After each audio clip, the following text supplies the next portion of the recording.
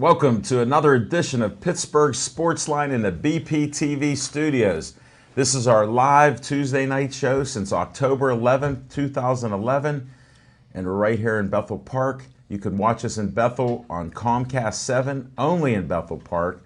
Verizon 32 is available in Bethel Park, and all the way from Nemacolin up to our guest hometown in Pittsburgh of Wexford on Verizon 32. And I don't know if Ernie's watched it. We'll introduce you to him shortly. I'm Al Levine, the Talking Machine. Chip, the Prophet Hayner. We have Smokin' Jim Frazier on the end. And Ernie Kuzner is here. Am I right or not? Did I say your name right? Kushner, yeah, I'm sorry. Close, yeah. And he was on a show a couple weeks ago. Or was that over a week ago? And we brought you your Atrias. A week ago Monday. That's right. You're one of the few to make it this advanced so quickly, because I'm impressed with his talking and factual ability. It's amazing. No, and Chip got it.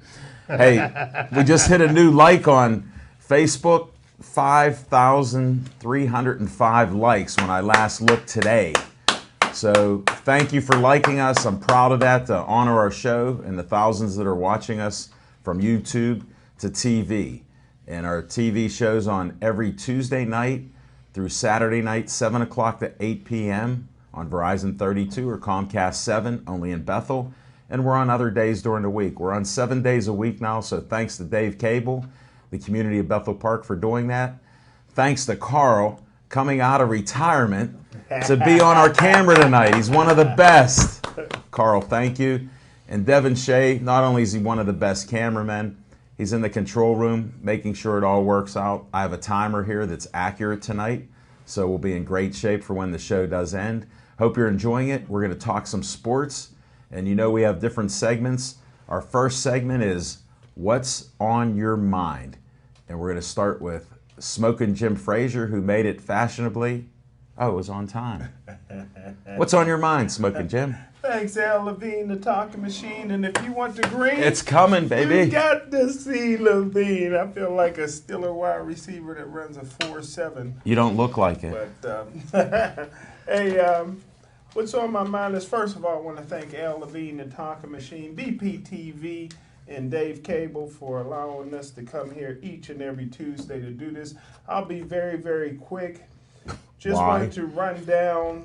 I know we'll talk about it throughout the show. I just wanted to we'll put the names out there, the Pittsburgh Steelers draft picks. Don't forget they lost a couple of picks this year because of the Josh Scobie trade. Sure. And they also for the Brandon Boykin ordeal. But in the first round, they got Bullet, Artie Burns. Second round, they got Sean Davis from Maryland. Third round, Javon Hargrove. The Gravedigger. The Gravedigger from South Carolina State.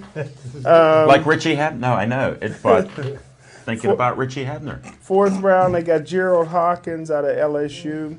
No fifth round pick, but in the sixth round, they got a black man with a white name that I love is Travis Feeney. In sixth round, DeMarcus Ayers.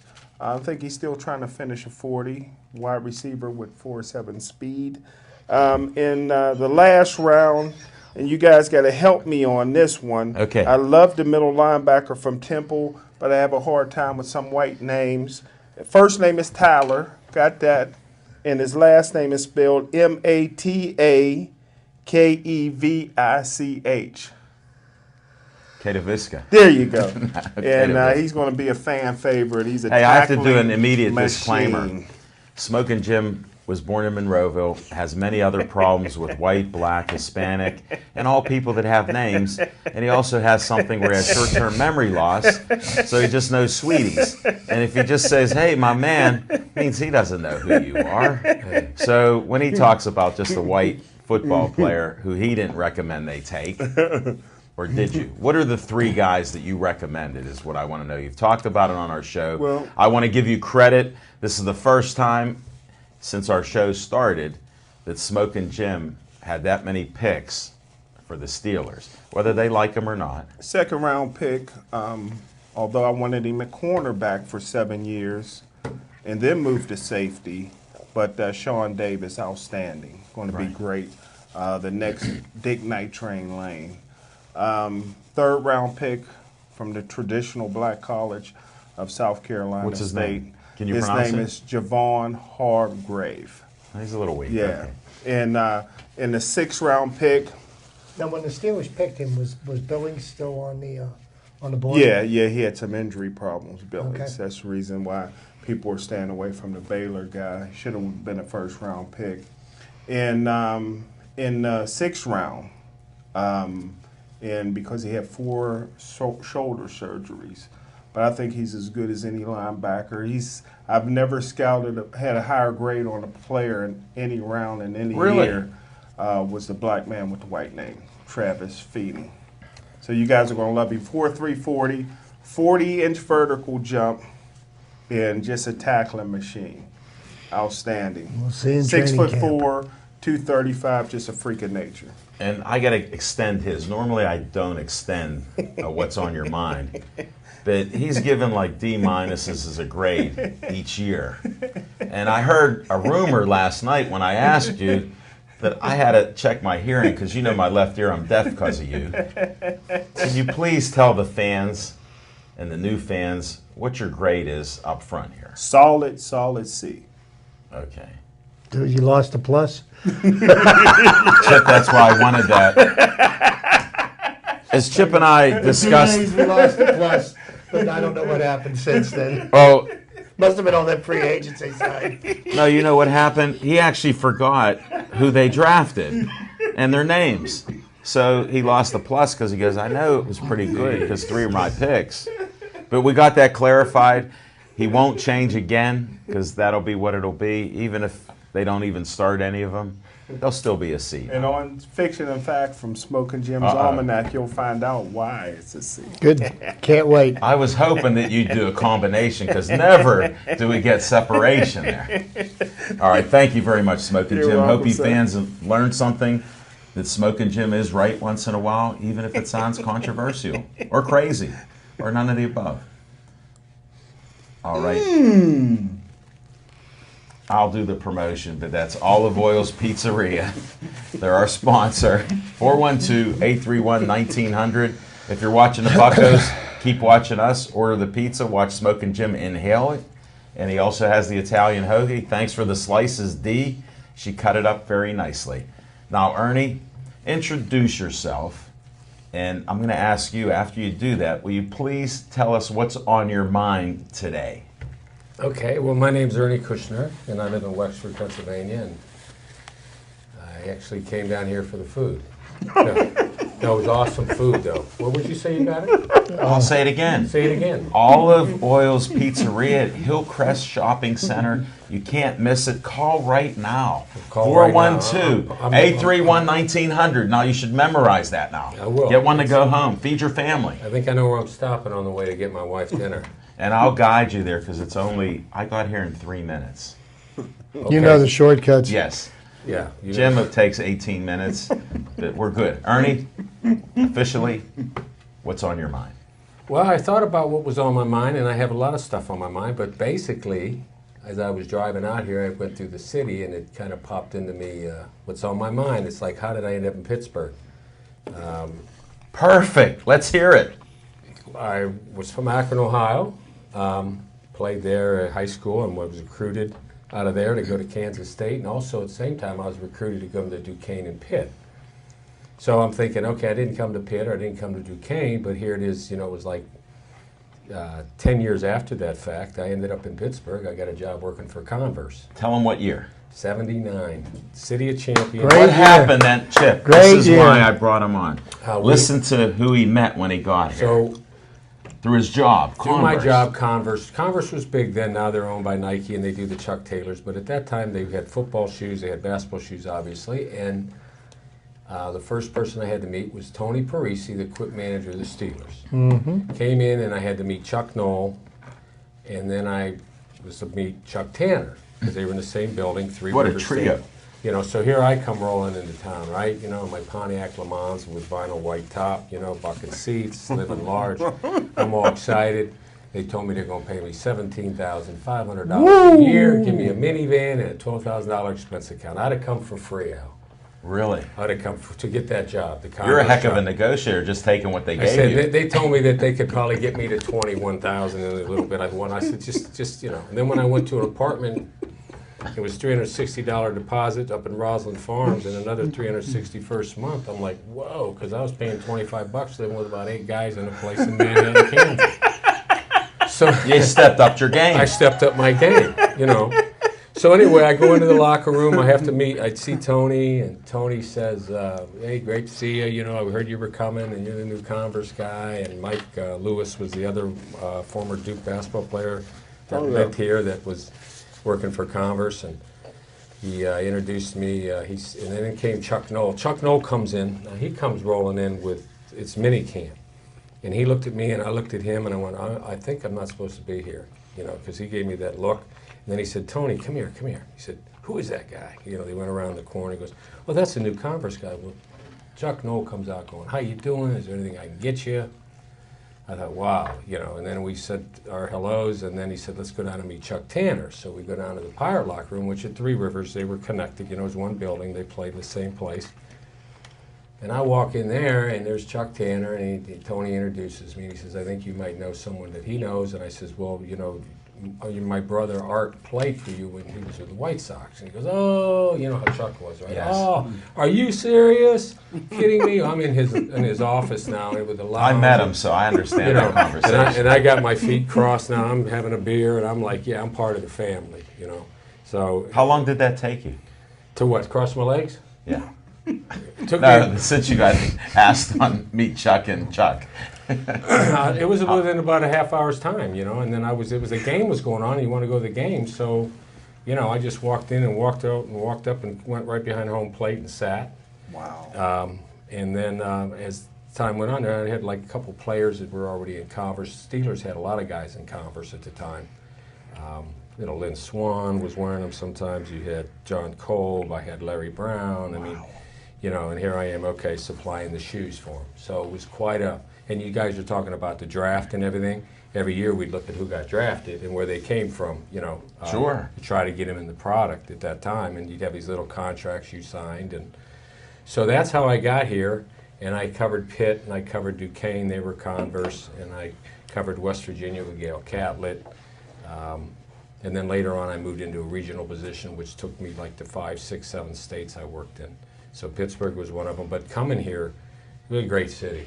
Thank you. It's a sports That was city. it was one of the greatest times in the Pittsburgh sports history. It was. I was a teenager, and it was a great time to be a Pittsburgh I sports almost fan. brought it, but you know, Sports Illustrated had him on the cover. You've Yeah. seen that, you know. Yes. I Yeah, had one of them. Bradshaw and Stargell. Stargell. And it's a steel mill and everything. But it was, I mean, how blessed am I to come in here and get into that situation right away? And there were times, you know, Yes, you are. over the years, you know, basketball, the youth stuff I was involved in. Anybody that had feet, the bottom of their legs, I was involved with. That's right. Did you hit Gateway?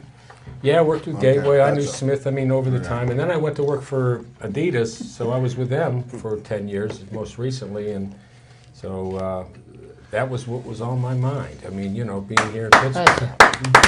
Ernie, thank you so much, because I was on your mind thinking what you're going to say, because you got so many photos.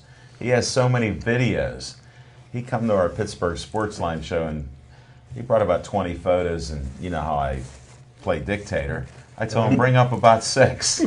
Yeah, well, that's fine. I mean, you know, my son watched the show. He's over in Australia playing basketball, and he loved it. He said, you know, he watched, I sent him the links and everything, and he goes, Dad, you should have had them on the table. You're grabbing them out of the bag. I went, Well, my thing, it was a little more dramatic. dramatic. I said, it's a fun show. We were laughing about it. We were talking about it today. So. And that's what we do. Thank you again for taking time out of your schedule, because And you're thanks organizing for, everything. Thanks for letting me be here. This is awesome. I mean, this is what you're doing is awesome. Knowing that I'm an old radio and TV guy from college that I never got into, you're getting me in the business now.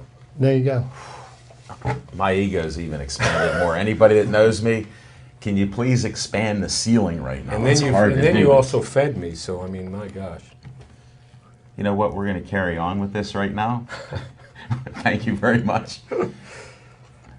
Chip Hayner, What's on your mind? I'm going to break this up into 2 short segments. No problem. Okay. First thing being that I missed last week for some dental surgery and everything. One of the things I wanted to bring up last week was the, have we finally heard the end of Deflategate?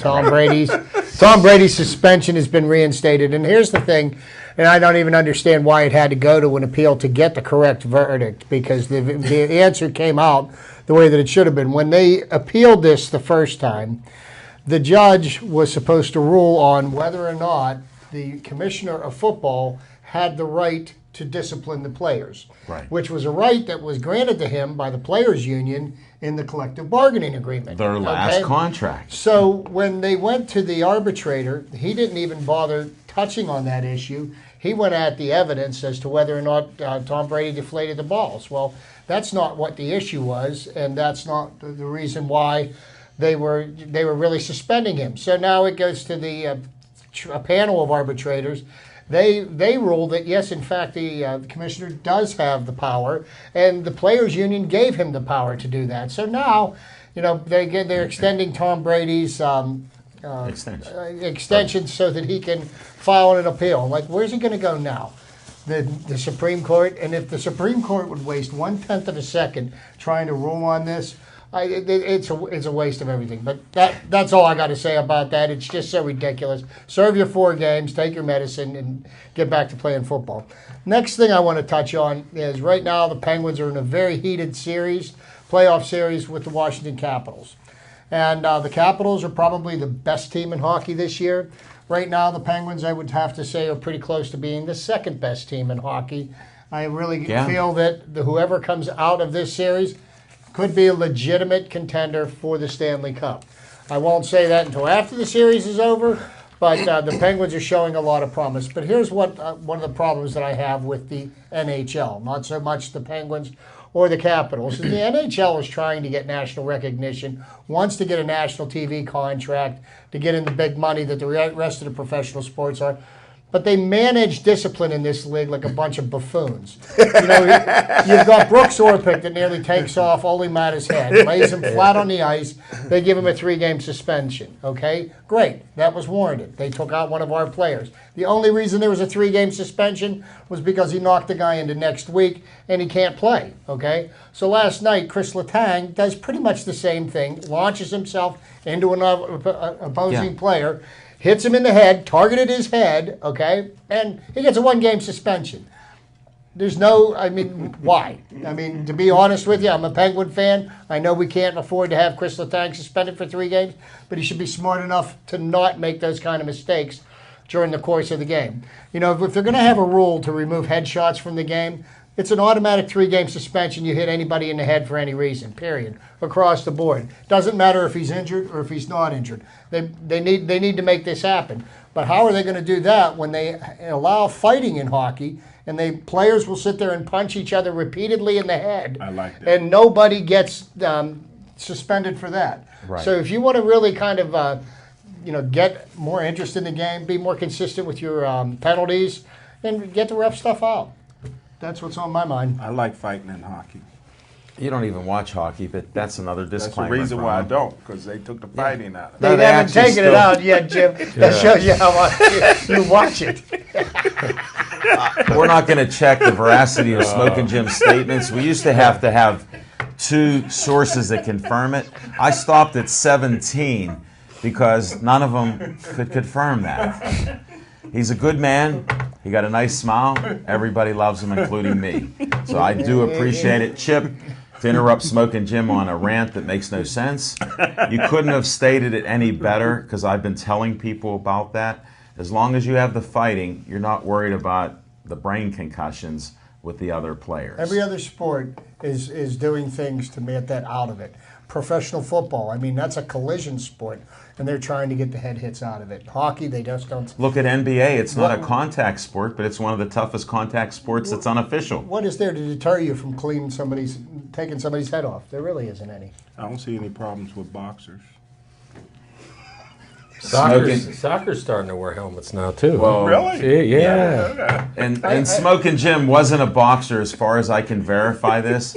So however he was concussed was playing football. And you have to see that movie about that because I'm getting a little nervous about Are him. you going to donate your brain? Yeah. CTE research? There's a rumor, Everything I got's going with me to heaven. Chip, there's a rumor already that he donated. People can study his brain now. So I don't know where to go with that. So I'm going to try to go to what's on my mind. Okay. And hopefully Smoking Jim can interrupt me with some more wisdom. There you go. That's good. First, we're going to do the official thank you, Olive Oil's Pizzeria, 412-831-1900. Call Zach there, call Jay, call Dee. They're all great people. They made that great pizza and hoagies. And appreciate Frank, the owner, for what he does and being our sponsor. All right, now this will be the last time that you hear about the Designer Bag Bingo, the second annual Designer Bag Bingo. It's May 6th, $25 a ticket, 10-game bingo packet. They got Dooney and Burke, Coach, Fossil, Brahmin, MK, other ones I don't even know. Starts Friday night, 6 p.m., May 6th, and actually the doors are opening at 6:30. I'll be there at 6. 7 p.m. they start. The BP Community Center. You can get your tickets right in the library, front desk. Go see EV Hardware. My man, the legend, Andy Armrein. He'll be there selling raffle tickets with me. Last year we had over $1,200 for the winning raffle ticket. So donate early and stop donating right early, before you win. Donate often.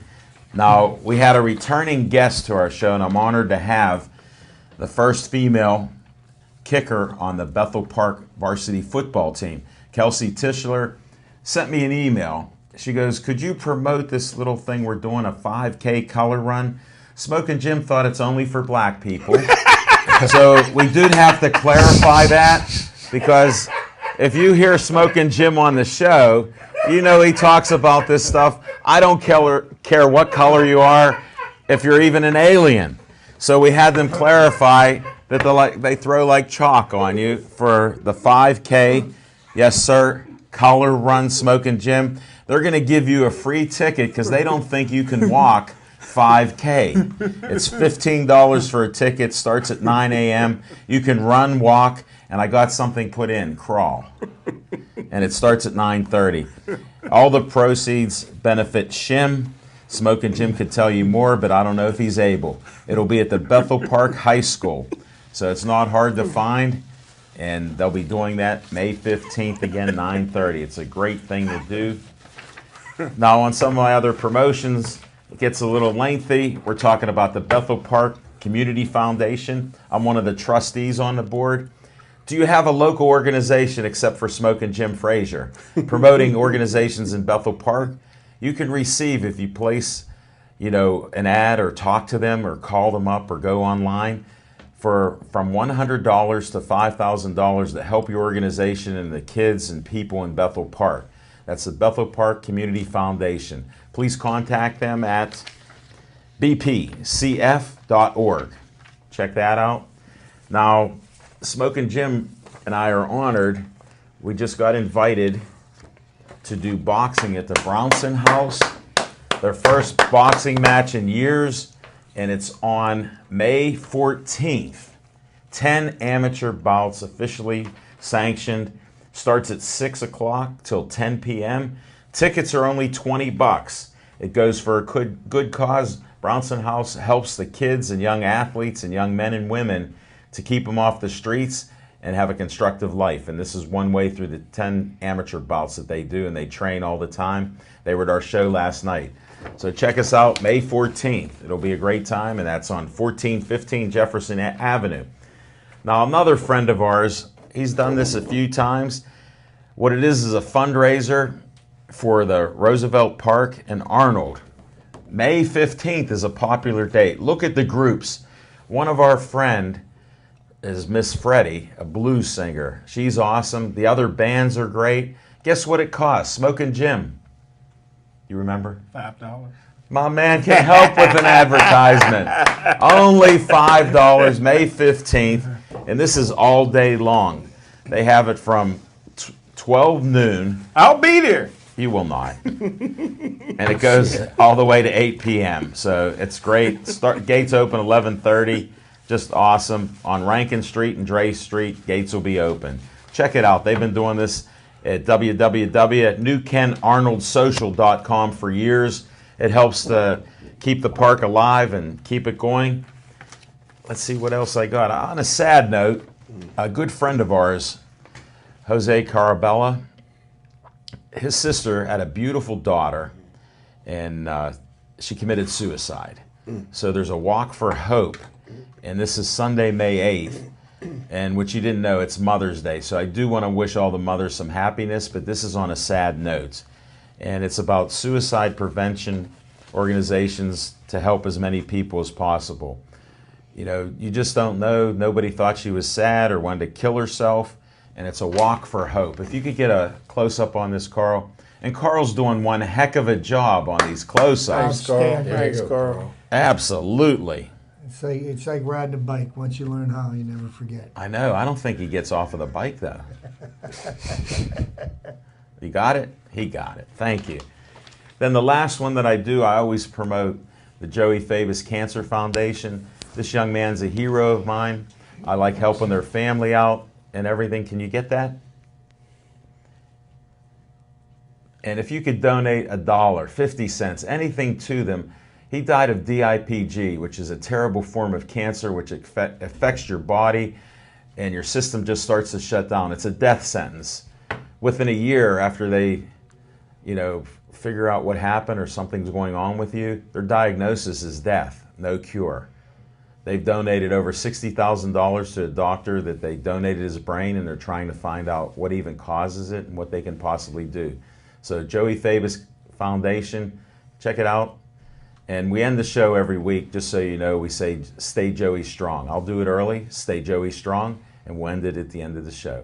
And thank you for watching. I do have something on my mind, only with all this stuff going on, it almost got lost in how people were giving up on the Penguins so many times, saying you got a third-string goaltender, you got a backup goaltender. We lose a game, we're not going anywhere. Well, guess what? We now have 2 wins. We only need 2 more wins to do it. I believe we are one of the best teams, like Chip has said. Smokin' Jim joined the bandwagon very late in the season. I was on it early. I went out on a limb, as you know, Chip. I said they'd win the World Series at the beginning, and I was a little bit nervous, and I do not get nervous normally because it looked like part of the team wasn't there, and we changed the coach, which helped me because the NHL has a little shelf life of coaches less than 4 years. No matter how good they are, Hall of Famers, they rarely last with these players. Not that they're prima donnas, but they're tough guys, and they don't like to play for some coaches. Not that that happened here. Yeah, it did. Yeah, it did. So I can't deny it. But they're all playing now, and what happened is we do not have a power outage on our goal scoring. And Fleury is now back. He's okayed and cleared to play. I say stay with Murray right now, because when you have a young man playing like that, these are legendary times. He's earning a reputation and creating legendary status. So let's go Pens. I'm still on the bandwagon. Let's win it. Thank you. Now we're going to start some more segments here. Smokin' Jim Frazier. I'd love to hear some fiction and fact from Smokin' Jim's Almanac. Thanks, Al Levine, the talking machine. That's going to be a hard one to follow. I tell you what, that teenage suicide prevention is near and dear to my heart, and we got to do something to stop it. And I'm working closely with people in that organization. But anyhow, also on a sad note, Steeler draft just dropped a grade level. I have to give it a D as I start to contemplate. First of all, here's one reason for it. The Pittsburgh Steelers going into the draft had only 3 cornerbacks under contract on the team. 3 cornerbacks. You're playing a lot of nickel and dime coverages now, so you had to draft at least 2, maybe 3 cornerbacks. They drafted 1. Cornerback that they draft, I had a 3rd-round grade on him. If anybody studies University of Miami films, which why would you do after Ray Lewis left? Ray Lewis, greatest football player of all time. but Artie was not a full-time starter. They rotated their cornerbacks in and out of the lineup. He did good when he was in there, but he only plays 65% of the snaps. He doesn't return kickoffs. He doesn't return punts. I felt like he'd have been there in the second round, even the third round. Of course, I wanted Sean Davis in the first round, so that's a knock again against the Steelers. But here's the reason why their draft went from what some people think of an A or a B, and I think a D, is because the Dallas Cowboys called the Pittsburgh Steelers after Cincinnati Bengals stabbed the Steelers in the back by taking William Jackson III, who the Steelers wanted. The Dallas Cowboys offered the Pittsburgh Steelers their 34th pick, which was a second-round pick, for the Pittsburgh Steelers' 25th pick. They also wanted the Pittsburgh Steelers' 7th-round pick. They were going to give the Pittsburgh Steelers their 6th-round pick, and Dallas offered their 1st-round pick for 2017. And the Pittsburgh Steelers was ready to sign off on it. Unfortunately, somebody from the Steeler organization, and keep your ears posted because I'm sure he'll have another job next year, sent in the card early. So they sent in the card on Bullet Artie Burns early. Once the card's in, there you can be no trade, so look for somebody to lose their job because of that. Also, the Pittsburgh Steelers lost 2 draft picks. That got to slow you down because of Josh Scobie and because of Brandon Boykin. None of those guys are on the team. They traded for them, so they lost 2 draft picks. Also, the Steelers drafted a guy from LSU. Could be a good player, a left tackle, Hawkins, but he can only play really right tackle. He only runs a 40 and 5.32. And he's also not that strong. He only bench presses 225, 21 reps. And so they already have Gilbert at right tackle. So I thought that was a mistake. But lastly, next to last, they draft a black kid, punt returner out of Houston, 5'9", 190 pounds. Our nose guard can outrun him. He runs a 40 and 4.7. You can't play in this league that slow. They drafted him primarily to be special teams. He's not going to be the first one down on the field, and he's not going to do well there. And also, as you know, I've been fighting it for years. There's a lot of reverse discrimination in the National Football League. I'm against discrimination of all time, especially reverse discrimination. I'm still looking for the white cornerback. You cannot tell me there's not a white man on the planet that can't play cornerback in the National Football League. I fear that the tackling machine out of Temple, white middle linebacker who's good, had close to 500 career tackles. I want to see if the Pittsburgh Steelers are going to let a white man play middle linebacker in 2016, 2017. So that's why the Pittsburgh Steelers got a D grade for me, and that's fiction and fact from Smoking Jim's Almanac.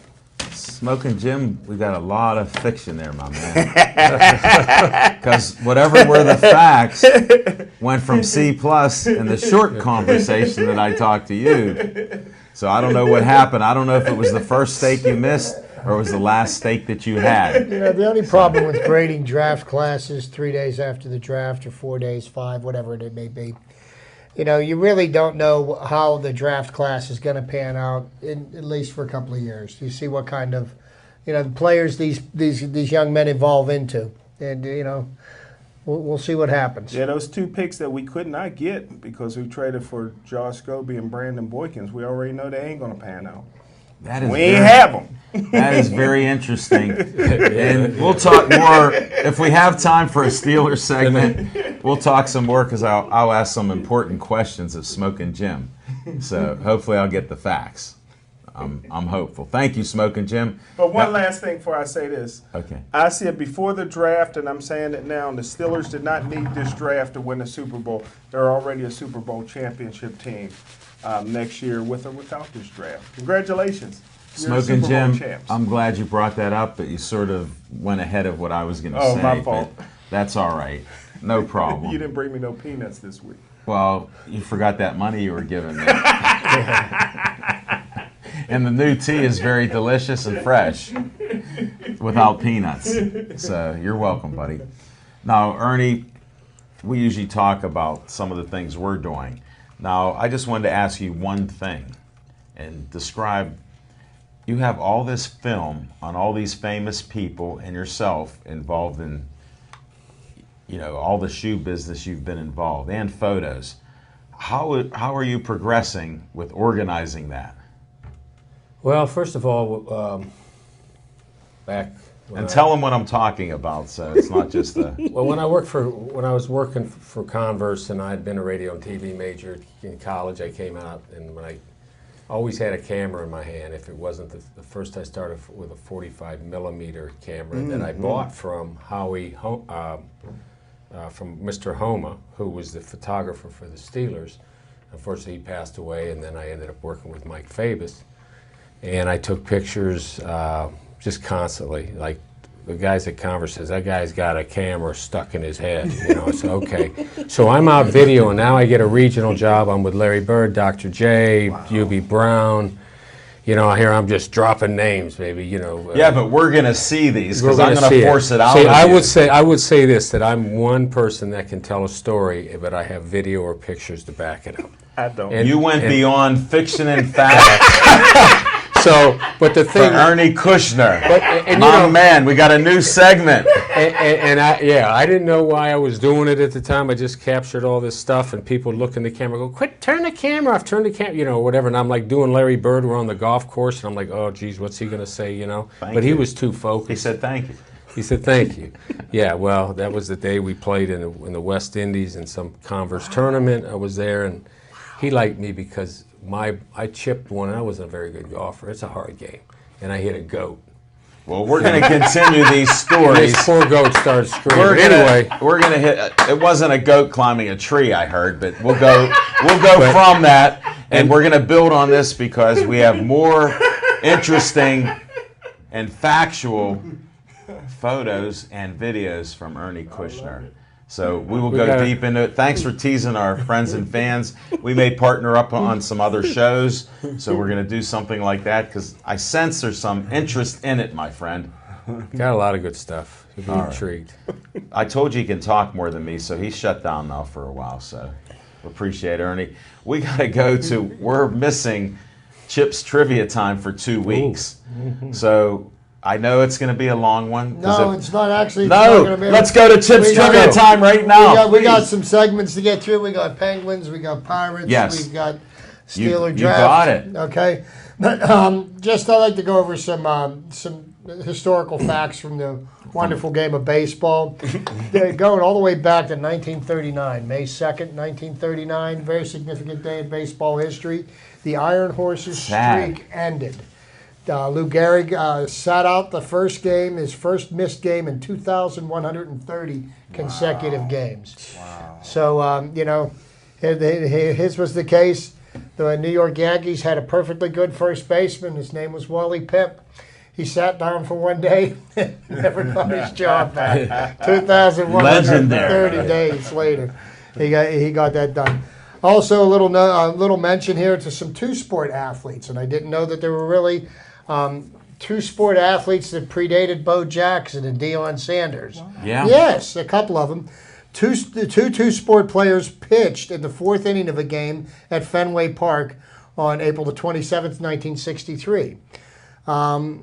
Let's see here. Gene Conley of the Boston Celtics and Dave DeBusschere of the New York Knicks pitched for the Red Sox and the White Sox. Dave DeBusschere pitched for the White Sox in a 9-5 Boston victory. So long before there was Bo Knows and prime time, there was people that were doing it a little bit more quiet. Sure. That was before Converse.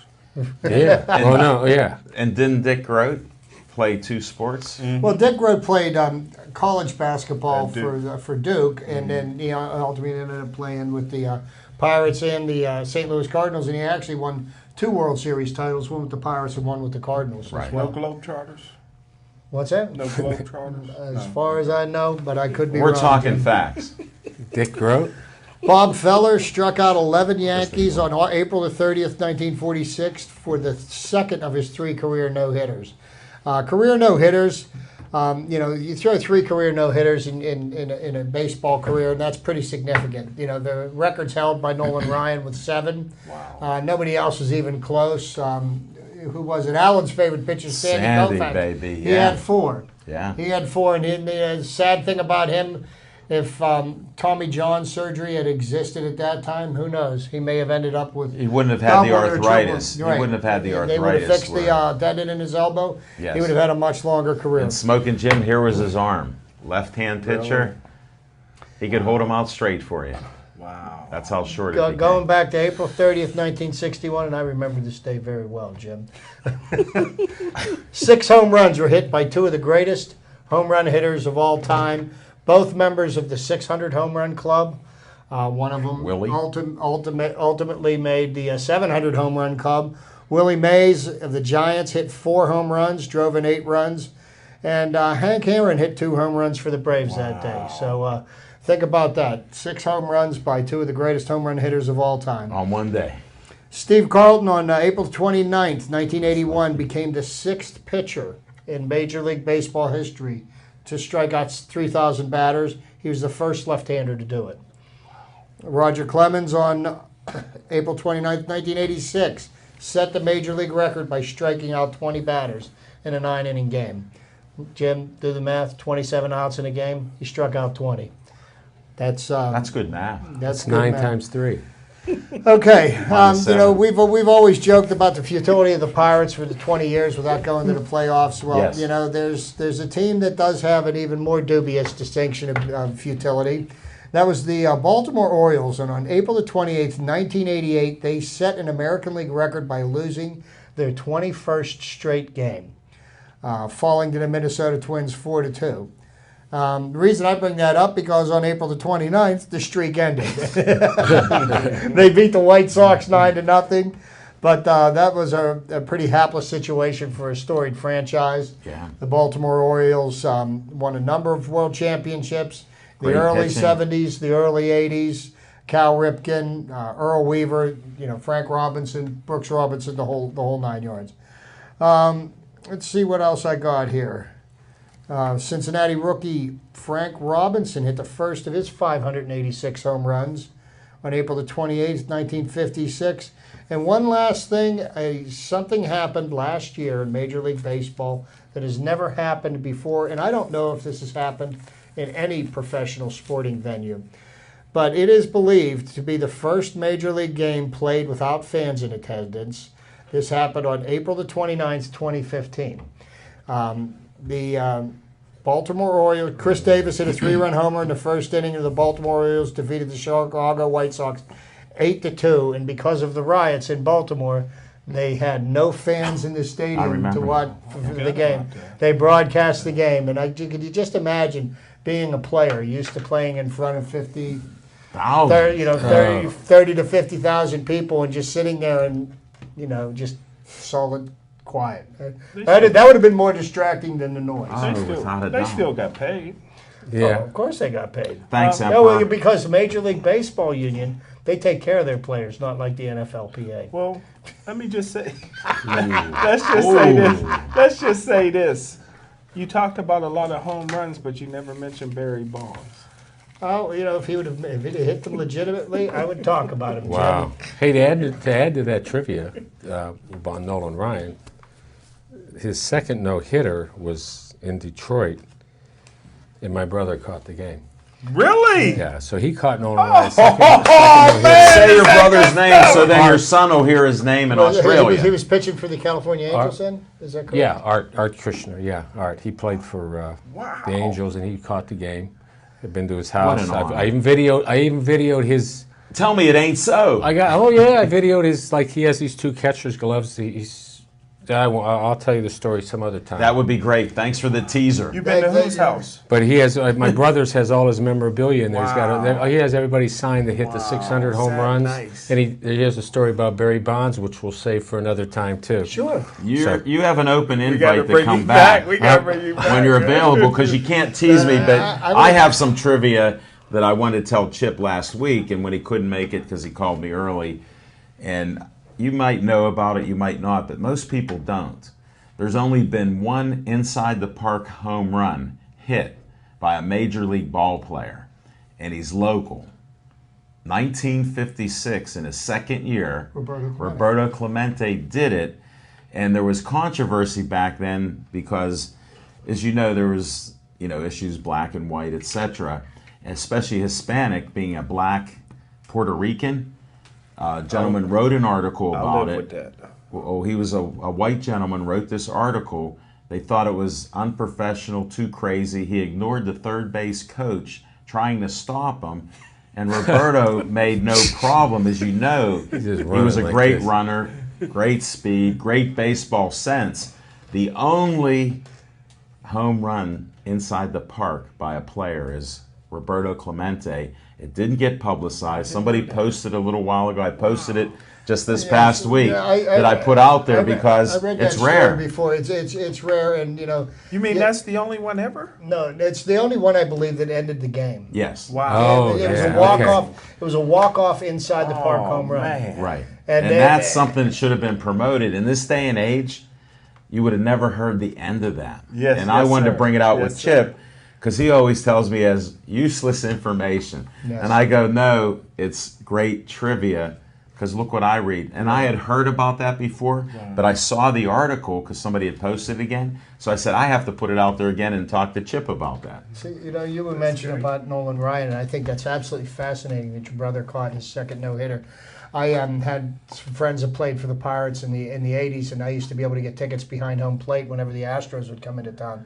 And even sitting behind home plate and watching him pitch, it was amazing at how fast the ball left his hand in the crack of the catcher's mitt when it hit his glove. Because he threw, even at 45 years old, he was throwing 103 miles an hour. my And he brother's, holds yeah. the record for the fastest pitch ever thrown in a major league game. I think it was at 105. My brother was saying he threw BBs. Yeah. That's what it looked like. Yeah. Oh, yeah. And and when he was a young pitcher playing for the amazing Mets, Right. when he and Seaver were both real young, the batters couldn't even get comfortable in the batter's box because he was like the wild thing. Sometimes it would be up here, sometimes it would be. Once he learned how to pitch and got his control, he became Same an with, awesome same pitcher. with Sandy Koufax. Really? Yeah, he was very wild. And here's another guy. For as much as he pitched, never had an arm problem. Never once had an arm problem. They asked him, "What did you do in between starts?" He threw. That's what he did. So he He didn't kept rest throwing. his arm. He kept his arm strong. Maybe And they didn't try to maybe change. steroids. They can check. They didn't try to change his style either, like they do with players to make them cookie cutter pitchers, hitters, etc. They let them go with what they I had. want to know something. If you ever watched Tom Seaver and watched Nolan Ryan's deliveries, you will see two of the most complete deliveries of anybody. They kept within themselves. They threw with the legs, not so much with their arm and their shoulder. And that's That's where their how I power- was taught. That's My- where their power and strength came from. My cousin taught me that. And being in great shape would help you to throw, actually. Really? Yes. And we covered extra trivia time. We're limited to our last 10 minutes. We got to talk some buckos here.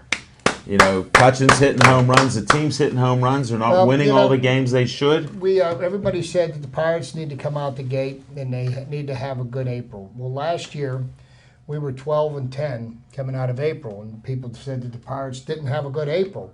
And actually, after the first 40 games of the year last year, we were 18-22. So this year we make it out of April with a 15-9 record. So we've won 3 more games than we won the year before. Which had we won those 3 games last year, we win the division. How's my Cubbies doing this year? They're just like you predicted, not knowing baseball. You went with a front runner.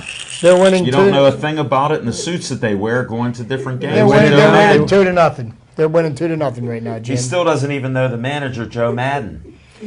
And they actually wore very colorful suits. But the Pirates are putting a real good product on. They've the additions they've made at first base with John Jaso. They've got Matt Joyce, who's got a nice stick coming off the bench. Yeah. Polanco is one of the league leaders in on-base percentage and the number of walks that he's gotten. Chip, the other day I looked at the lineup. There was one batter in the starting lineup except for the pitcher not hitting 300. Not hitting 300. And it was McCutcheon. The Pirates are leading the Mr. league in April. batting average and in on-base percentage, and right now the pitching staff has been a little bit of a roller coaster ride. The amazing thing is that the starting pitchers are pitching better now than they started this season, and the bullpen's been a little bit suspect. But these are things that they're going to work out. Jared Hughes just came back in off the injured list. Yes. He's their middle setup man, and they missed him dearly. Is Cole going to come around? You know what? We're going to find out, Jim. He didn't He's have a your good hero. night last night, Yeah. And you were probably thinking he deserved to start on opening day, right? Yeah. Well, actually, he's such a deep thinker about it that he just likes the sound of Coltrane. But the pitching staff that we've got John? going right now is not going to be the same pitching staff we have moving into August. Oh, without a I doubt, think there's yeah. going to be some additions. There's going to be some people called up. There's going to be some people that are on the staff right now that are going to be let go. But And maybe a new starting pitcher will come out of nowhere. So I we will don't see. think they're nowhere. We've got a couple of hot prospects that are Well, I mean, getting in people's closer minds, and closer. So. in people's minds, like Smoking Jim there, since he's the catalyst for this. He's in Indianapolis checking them out, right?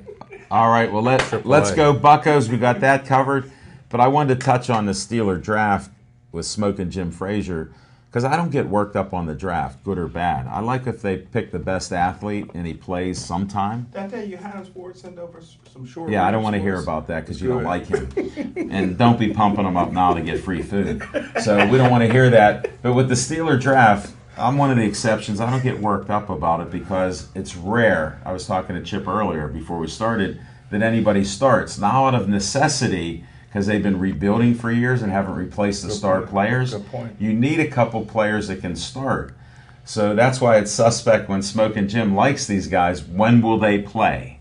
What is your thought about when rookies will play with the Steelers, the current Steelers? No matter who you pick, how are they going to break the lineup? Well, the first round draft pick was a reach. He's raw. It's going to take him a little while. But the second round pick will start beginning minicamp. Sean Davis is as good. He reminds me. Well, this is what I want to hear. He reminds me. He'll be strong safety. Talk to Cornell Lake, putting him right at strong safety. Puts me in the mind of Cornell Lake with hands. You know, Really? Cornell Lake, probably the only thing kept him out of the Hall of Fame is probably he just didn't have hands. He was fast. He was strong. He could tackle. He could blitz. You know, Cornell Lake was a linebacker. He wasn't in college. afraid. He wasn't He afraid could to play- take on the running back. He could Yeah, play anyone. right. He could play cornerback as good as anybody. Good point. Woodson He even went down. had to when Rod, Yeah, when Rod went down. Barry he- Sanders juked him out of his knee. Yeah, exactly. And Cornell Lake had Ike Taylor hands. And but That's usually why they're on defense. yeah, Sean Davis will start immediately. at I strong safety. got to They ask the- your opinion because I already know what your opinion is, but we got to Say get a it. couple chuckles here. This is for the comment.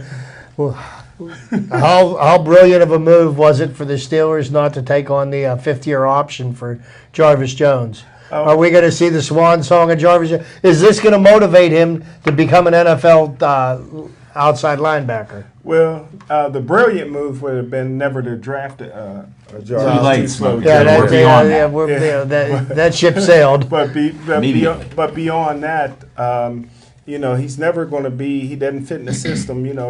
His best 40-yard dash time of all time for him was a high 4.8.